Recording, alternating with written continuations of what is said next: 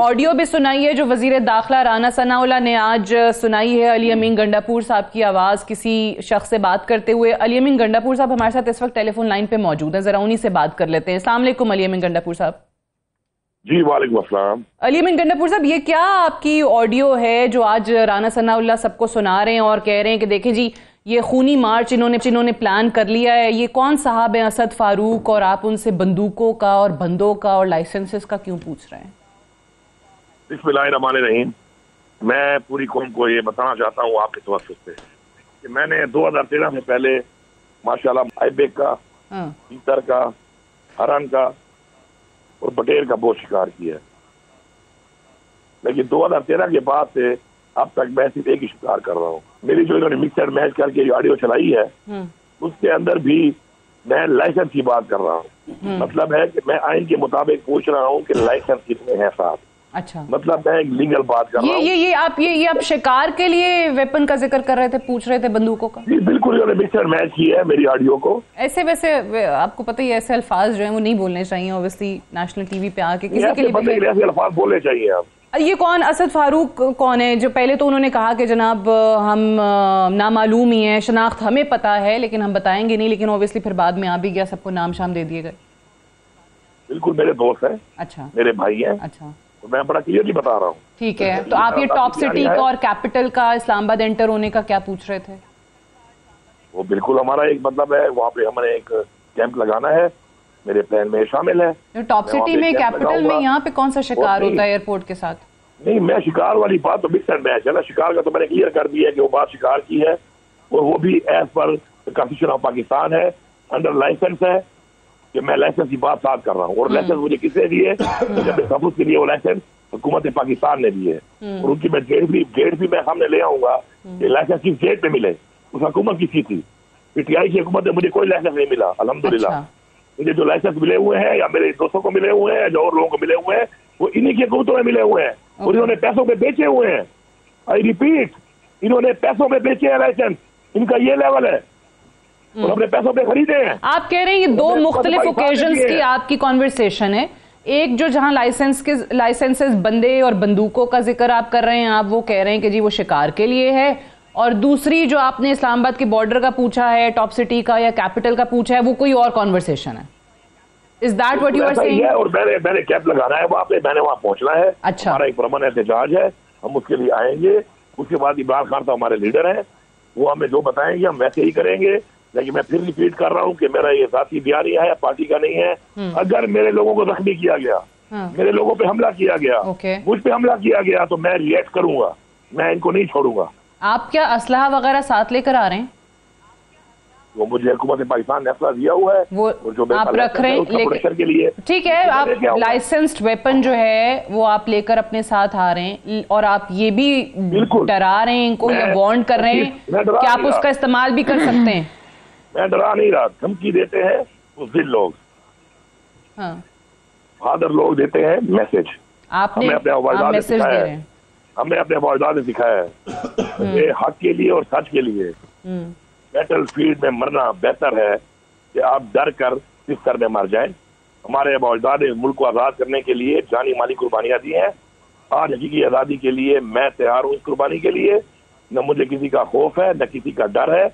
मुझे सारा पता है कि ये हुकूमत कैसे आई है, किसकी साजिश से आई है, इसकी हैसियत क्या है और इनकी अहमियत क्या है। अगर राना सनाउल्लाह को कोई कंफ्यूजन है, हमारे टैक्स के पैसों में पलने वाला एक आर्मी मिनिस्टर है ये मुझे पिछले 15-20 दिन से धमकियां भिजवा रहा है मुख्तलिफ जराये से। आपको धमकियां, आपको वजीर दाखिला की तरफ से धमकियां मिल रही हैं? बिल्कुल धमकियां मिल रही हैं, मारने की धमकियां मिल रही हैं। किसके थ्रू मिल रही हैं? मुख्तलिफ धमकियां हैं और जिस तरह पूरे पाकिस्तान में लोगों को मिल रही है वैसे मिल रही है। और इन्होंने मेरे पे अटैक करने की 2-3 दफा कोशिश भी की है, लेकिन अल्हम्दुलिल्लाह मैं अपने साथ इतने लोग खिलाता हूँ, इतनी हैसियत रखता हूँ, इतने लोग रखता हूँ, इतने वसाइल रखता हूँ कि जब मुझे कोई इलीगली उठाने के लिए आएगा तो एक दफा ही नीड अ स्टील बॉल। चलें, बहुत शुक्रिया अली अमीन गंडापुर साहब। शर्मिला साहिबा क्या कहेंगी? उन्होंने कहा कि मैं धमकी नहीं दे रहा, मैं पैगाम दे रहा हूँ और मैं ये असलहा जो लाइसेंस्ड असलहा है मेरा, उसका इस्तेमाल भी कर सकता हूँ अगर हुकूमत की तरफ से कुछ हुआ मेरे कारकुनों पर।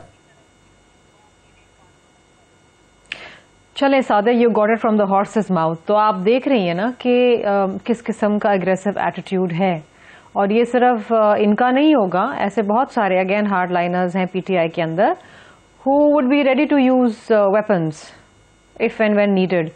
देखिए, अगर आप एक सियासी जद्दोजहद कर रहे हैं और एक सियासी मार्च में सियासी अमल के लिए जा रहे हैं, फिर वहां पर असले का कोई काम नहीं है, वहां पर एक स्ट्रगल होती है। You bring your families. आपको याद होगा बीबी शहीद साहिबा तो अपने बच्चे भी बिठाती थी अपने साथ जब ऐसे धरनों में जाती थी या ऐसे मार्चेस में जाती थी। अभी हमने बिलावल साहब के साथ एक अमन मार्च किया, he was there himself 24/7 on that truck. तो आप अपने जब एक सियासी स्ट्रगल होती है ना, तो फिर उसमें वायलेंस की कोई जगह नहीं होती, उसमें फिर असले की कोई जगह नहीं होती। ये तहरीकें होती हैं पुरअमन तहरीकें। बंदूक चलाने को तो कोई भी चला सकता है, गोली मारने को तो कोई भी मार सकता है, that is one of the easiest things to do probably. लेकिन जब आपने एक सियासी कारकुन के तरीके से जद्दोजहद करनी, वो बहुत मुश्किल होती है। उसके लिए बड़ा जज्बा, बड़ा सब्र, बड़ा तहम्मुल चाहिए होता है, जो अनफॉर्चुनेटली इन लोगों में नहीं है। आप इनसे टीवी पे बात कर लें, इनके ऊपर इनके पास कोई सब्र, कोई पेशेंस नहीं है, ये फौरन गाली दे देंगे आपको। आप इनको, because they are not political workers ना, इनकी सियासी ट्रेनिंग ऑन ग्राउंड नहीं हुई हुई है। और अनफॉर्चुनेटली यही वजह है कि ये हुकूमत इतनी अलर्ट है और इतनी विजिलेंट है कि कोई भी अनटूवर्ड इंसिडेंट हो सकता है। अच्छा, अब इन्होंने पूरे बात घुमा दी कि नहीं जी मैं शिकार की बात फला, मैं शिकार, यहाँ आप लॉन्ग मार्च के लिए जा रहे हैं, आप शिकार की बातें करें, डजंट मेक सेंस।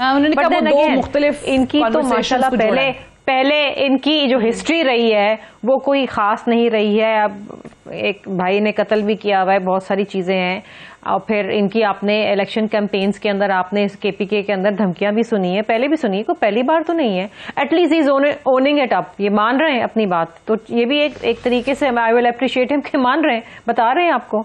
और नेशनल नेटवर्क राना सनाउल्लाह की तरफ से, वजीर दाखिला की तरफ से मुझे कत्ल करने की धमकियां मिल रही हैं और प्रोटेक्शन के लिए जो है असला रखूंगा, साथ लेकर आऊंगा।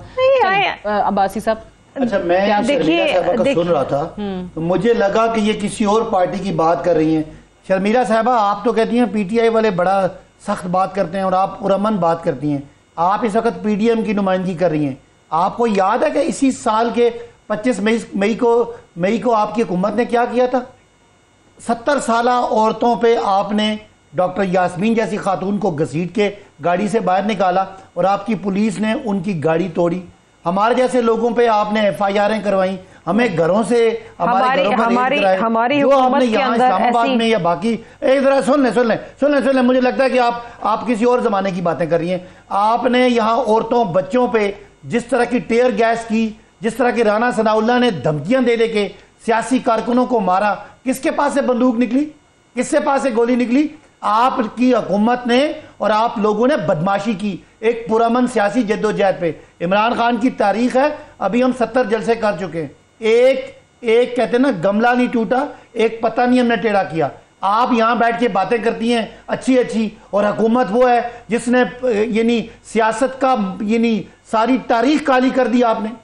यानी डॉक्टर जो जावेद इकबाल है, हमारे अल्लामा इकबाल है, उनके घर पे आपने जाके रेड किया, यहाँ पे लोगों के घरों के अंदर आपने पुलिस भेजी। आज आपने मीडिया के लोगों को कत्ल कराना शुरू कर दिया, उनकी आवाज बंद की। कौन सी है Peoples Party? Peoples Party is part of the deal. आपने एनआरओ में आपने भी पैसे माफ कराए।